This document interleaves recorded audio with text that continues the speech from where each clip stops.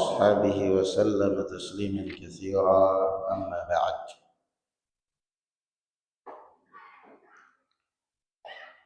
Masih dalam bab dari Sahih Al-Bukhari, keutamaan babu kasbir rajuli wa amalihi biyadihi. Bab pencaharian seorang dengan hasil keringat atau hasil tangan sendiri.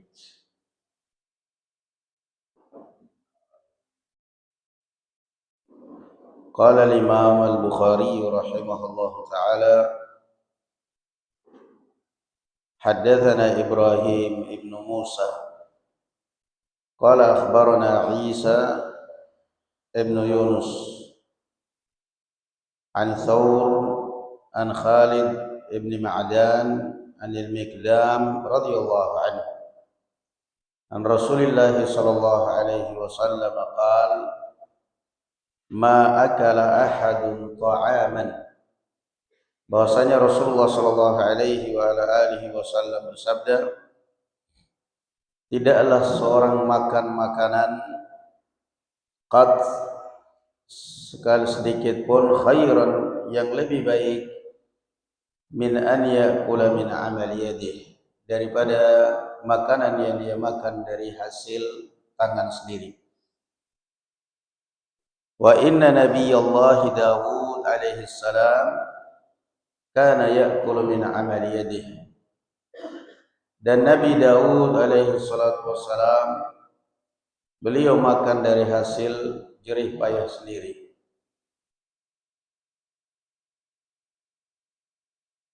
Qala haddatsana Yahya ibn Musa qala haddatsana Abdul Razzaq qala akhbarana Ma'mar an Hammam ibn Munabbih qala haddatsana Abu Hurairah radhiyallahu anhu an Rasulillah sallallahu alaihi wasallam qala anna Rasulullah sallallahu alaihi wasallam atau qala Rasulullah sallallahu alaihi wasallam anna Dawud an-nabiyya alaihi salam kana la yakulu illa min amali yadihi. Rasulullah mengatakan bahwa Nabi Daud alaihi salatu wassalam tidak pernah makan kecuali dari hasil kerjanya atau hasil tangannya sendiri. Dan ini juga adalah harga diri seseorang. La ya'kulu illa min kasbi atau min amali yadihi. Tidak tergantung pada orang. Nah, apa tadi hadisnya apa? Apa hadisnya tadi? Hah?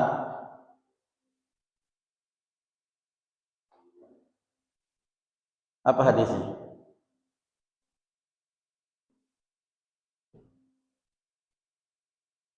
Tentang apa tadi hadisnya? Bahwa makanan yang paling baik dari hasil apa? Hasil jerih payah, hasil kerja sendiri. Dan ini yang dulu sering ditanamkan oleh orang-orang tua kita. Orang-orang tua kita dulu pendidikannya seperti ini. Mereka menanamkan dari kecil, guru-guru menanamkan dari kecil. Sudah ditanamkan kepada anak cita-cita tertentu. Dan bahkan anak-anak pun dari SD sudah bisa membantu orang tua. Beda dengan sekarang. Sampai SMA pun tidak punya keahlian apa-apa. Benar-benar menciptakan pengangguran masa depan. Yang ada di benaknya semua orang kuliah adalah PNS. Yang dia pikirkan adalah cari kerjaan. Gak pernah atau jarang sekali ada orang berpikir menciptakan lapangan pekerjaan. Demi Allah, pemulung yang kelihatan kotor, mohon maaf, itu memang kenyataannya, namanya kotor ya pemulung, kotor yang mungkin bau sampah, lebih mulia, lebih baik daripada para anggota dewan yang berdasir tapi tikus-tikus kantor, makan uang korupsi, pamer kekayaan, pamer mobil, istri pamer tas bermerek mahal. Demi Allah, kehidupan seorang pemulung lebih mulia daripada mereka-mereka yang seperti itu. Pejabat-pejabat yang korupsi, yang bergelimang harta yang terlihat bersih, yang tercium bau wangi, yang naik mobil mewah, fala haula wala quwata illa billah. Tukang-tukang beca atau bahkan tukang-tukang sapu jalan lebih mulia. Mereka mendapatkan hasil keringat mereka sendiri. Untuk mendapatkan 10.000 saja, mereka harus keringat dulu. Tukang beca, untuk mendapatkan 10.000 demi dibayar 10.000. Tukang becak, tukang grab, tukang sapu jalan, untuk mendapatkan 10.000 dia harus kerja, harus jalan. Kerja jalan udah ngantar orang, apalagi tukang beca, panas, keringatan, 10.000. Halalan thayyiban. Daripada pejabat yang kerjanya hanya main catur di kantor, duduk, pejabat yang hanya menunggu nasib, mengandalkan uang, na'udzubillah, kerja nggak ada, gajinya tinggi, belum lagi korupsinya, sampai kiamat pun hidup kalian nggak bakal tenang. Karena uang yang haram itu tetap akan membuat orang nggak akan tenang hidup. Korupsi triliunan, miliaran triliunan, tapi tidak dinikmati. Nggak dinikmati. Apa artinya kaya tapi nggak dinikmati? Mau ditaruh di bank, takut kebaca datanya.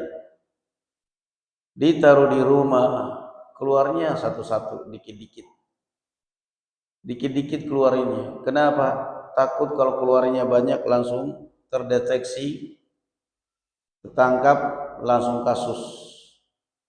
Apa nikmatnya? Uang haram tidak akan pernah membuat orang hidupnya tenang. Justru akan selalu dalam ketakutan. Justru akan selalu dalam ketakutan.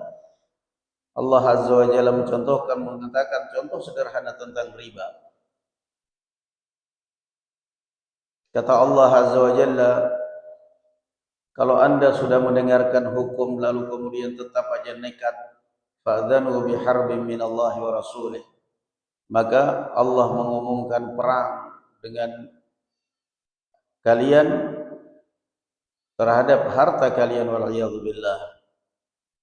Qala haddatsani Yahya ibn Bukair qala haddatsana al-Laits an Uqail an Ibn Shihab an Abi Ubaid maula Abdurrahman ibn Auf annahu sami'a Abu Hurairah radhiyallahu anhu yaqul qala Rasulullah sallallahu alaihi wasallam la an yakhtatiba ahadukum huzmatan ala dhahrihi khairun lahu min an yas'ala ahadan fayu'tiyahu aw yamna'ah.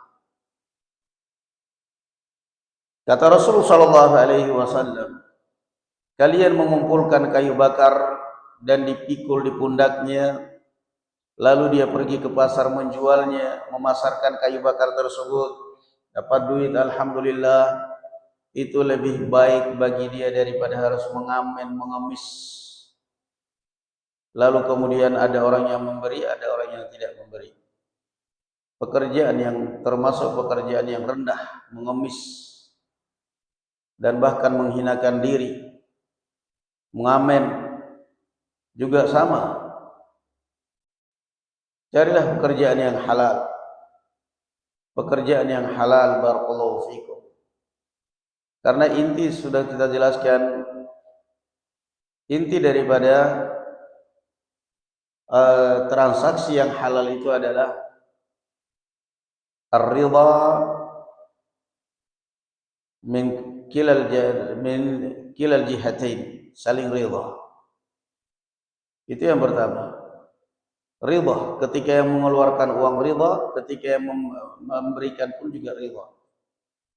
Rasulullah sallallahu alaihi wa ala alihi wasallam, la yahillu malu imri'in muslimin illa bi thibatin min nafsih. Tidak halal harta seorang muslim kecuali keluar dengan keridhaan dari dia. Kamu ambil kayu, jual rongsok, jual apa saja, pokoknya bisa dijual, yang penting halal. Lebih baik daripada harus nungguin motor orang. Begitu datang motor langsung dekat menghampiri, datang mobil langsung menghampiri, 2000, 1000. Jangan, itu sama aja ngemis. Nah, la an yahtatib, mending kata Rasul sallallahu alaihi wasallam, kerja punya harga diri. Kerja dan punya harga diri. Ternak apa kayak, jualan apa kayak, bertani kayak, apa yang bisa dijual, yang jelas punya keahlian, punya kelebihan, dan dia benar-benar makan dari hasil keringat dia. Dan ini yang seringnya muskilah sekarang itu ya, yang seringnya banyak masalah, akhirnya yang banyak menimbulkan problem di kalangan santri, di kalangan santriwati. Fokus mereka mondok, fokus mereka belajar dalam keadaan tidak punya skill apapun. Keluar dari pondok umur sudah 25 tahun, 20 tahun, sama juga orang tamat kuliah, siap nikah, umur nikah, tapi nggak punya keahlian apa-apa. Laki-lakinya nggak punya kerjaan apapun. Akhirnya yang dia pikirkan bagaimana supaya dia numpang di sebuah lembaga, disantuni di situ, yang santunannya kadang-kadang serba, antum lihat, masya Allah banyak pondok-pondok pesantren kita itu gaji pengajar itu seikhlasnya. Ada yang kadang 300, ada yang kadang 500, 400, padahal diambil waktunya dari pagi sampai sore kadang. Ngerentes itu sudah.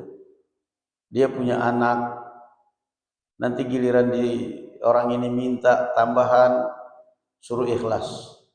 Memang ada orang makan ikhlas? Gak ada orang makan ikhlas.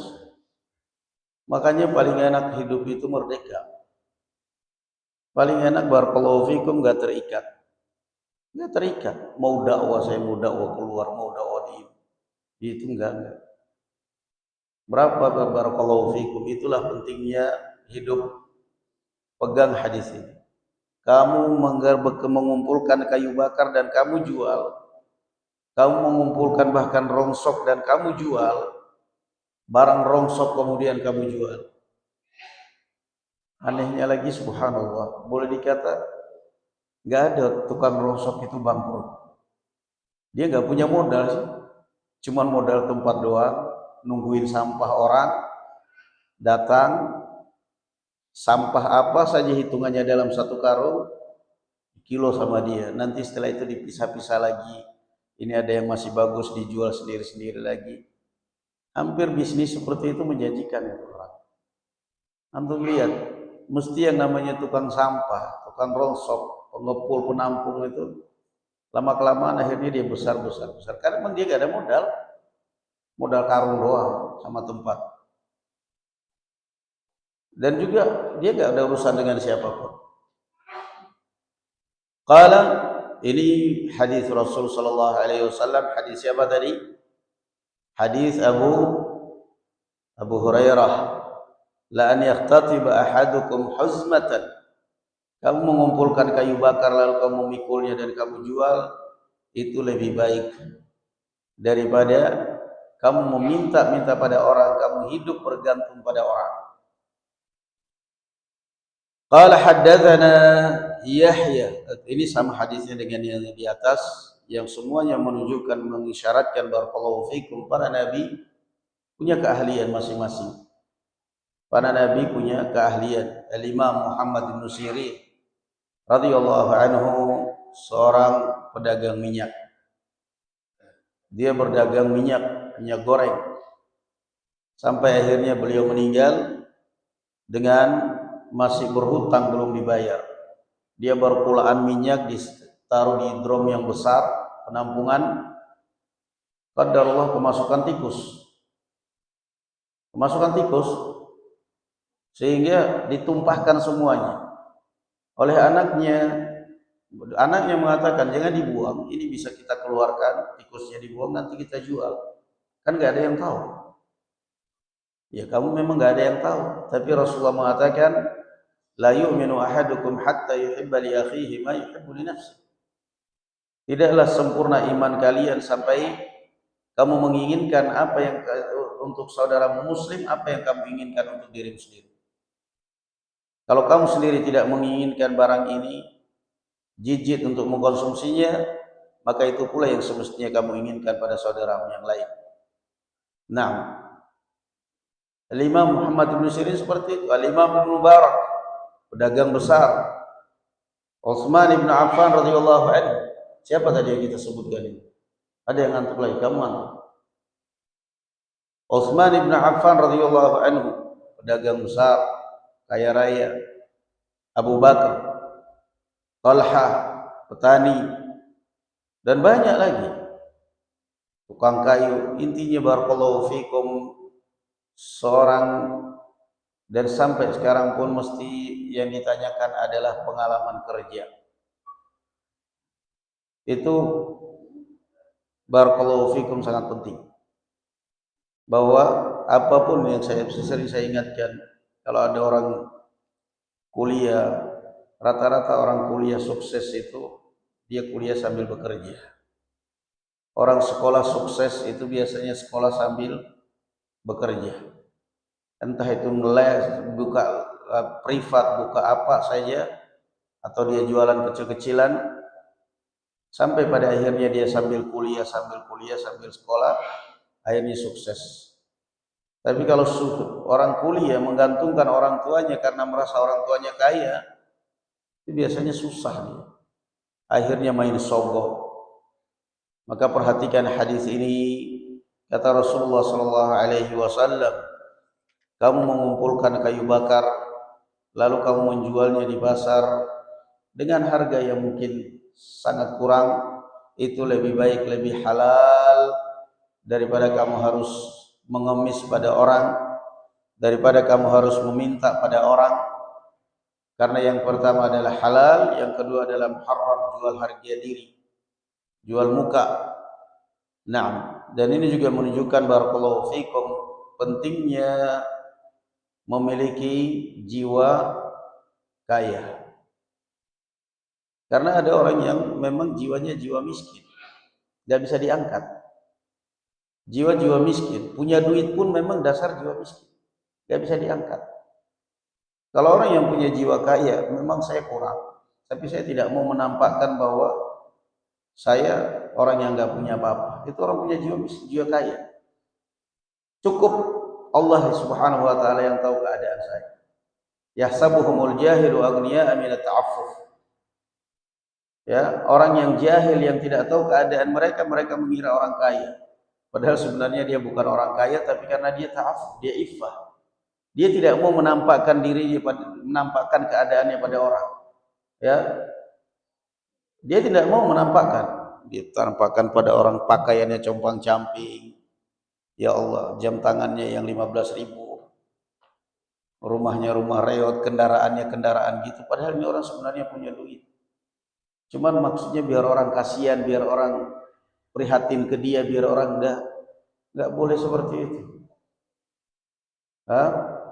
Wa amma bi ni'mati rabbika fahaddits.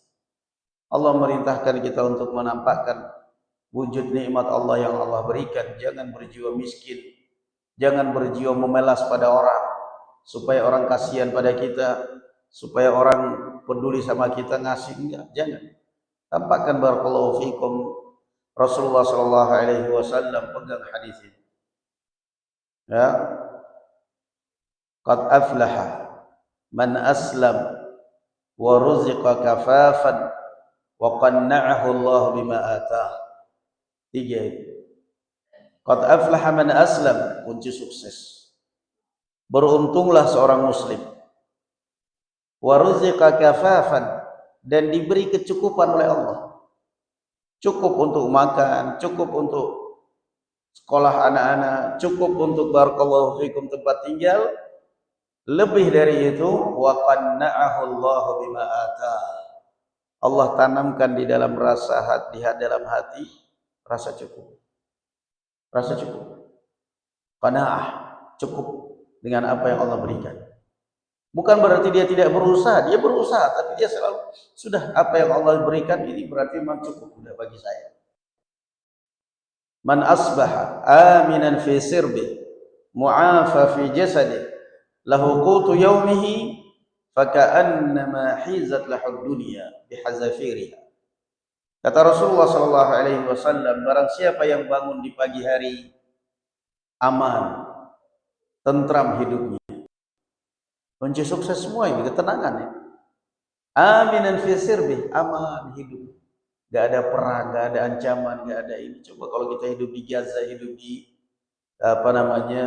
Suriah, hidup di Sudan atau di Ukraina. Man asbaha aminan fi sirbi. Bangun kamu di pagi hari aman.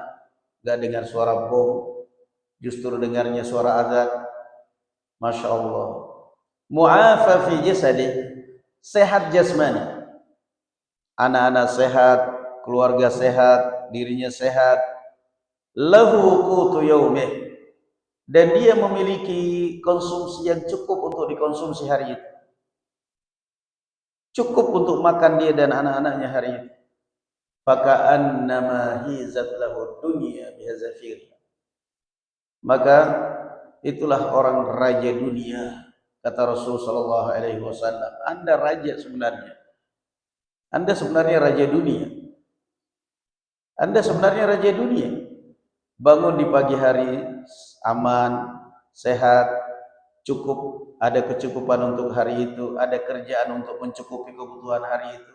Andalah raja dunia sebenarnya. Walakinna aktsaran nasi la yashkurun. Namun banyak orang yang tidak bersyukur. Makanya kenapa orang-orang tua kita dulu hidupnya tenang. Padahal mereka nggak ada kerjaan, cuma nanam singkong, ternak ayam di belakang rumah, nanam singkong, tapi nikmatnya luar biasa. Anak-anak mereka sekolah, sekolahnya tinggi-tinggi, tenang hidup mereka. Kenapa? Karena mereka bekerja untuk menghidupi keluarga.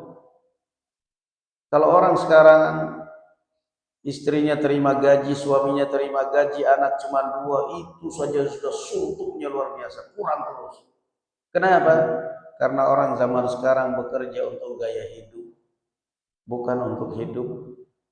Sementara yang ditanggung oleh Allah Subhanahu wa taala itu hidup, biaya hidup, bukan gaya hidup. Biaya hidup itu sudah ditanggung oleh Allah Subhanahu wa taala. Sebelum lahir bahkan sudah dicatat rezekimu itu sudah ada. Biaya hidup itu sudah ditanggung oleh Allah. Dia enggak berat. Naam. Wa fis samaa'i rizqukum wa ma tu'adun. Allah sudah menurunkan. Allah melahirkan kita, menciptakan kita, sudah ada rezeki. Yang tidak ditanggung oleh Allah Azza wa Jalla adalah gaya hidup. Nah, itu yang bikin susah orang. Makanya orang, kenapa ini Ustaz, ya Allah, saya kok jadi ingat orang tua saya dulu. Saya 11 orang bersaudara. Ya termasuk saya sendiri, 11 orang bersaudara. Orang tua enggak boro-boro mau punya mobil, motor, sepeda aja enggak punya. Orang tua kita dulu miskin-miskin, cuman rumah, kadang-kadang rumah cuma satu kota. Tapi kenapa hidup mereka nikmat banget? Hidup mereka tenang. Giliran sekarang saya sebagai anaknya udah berkeluarga, terima gaji, begini-begini, tapi kenapa kok susah? Bedanya kenapa Ustaz? Ya itulah, dulu orang tua kita, mereka bekerja untuk menghidupi kita. Nah sementara ini zaman sekarang kita bekerja untuk gaya hidup, bukan untuk hidup. Itu yang berat. Nah, coba kalau orang-orang tua kita zaman dahulu, Masya Allah, nikmat hidup itu. Sekarang ngejar gaya hidup. Nah, artis sudah kadung artis, bayaran tidak seberapa, ketika dipanggil tampil, mau nggak mau nyewa tas yang bermerek. pinjem nyewa sudah kadung. Artis dong, masa artis tasnya yang beli di pinggir jalan, nggak mungkin. Gaya hidup harus poles muka, harus ini, dia bikin susah. Tapi kalau hidup udahlah biarin dah, hidup itu udah ditanggung oleh Allah, tenang hidup. Na'am, barakallahu fikum, wallahu a'lam bissawab. Walhamdulillah, subhanakallahumma bihamdik, asyhadu an la ilaha illa anta astaghfiruka wa atubu ilaik. Assalamualaikum warahmatullahi taala wabarakatuh.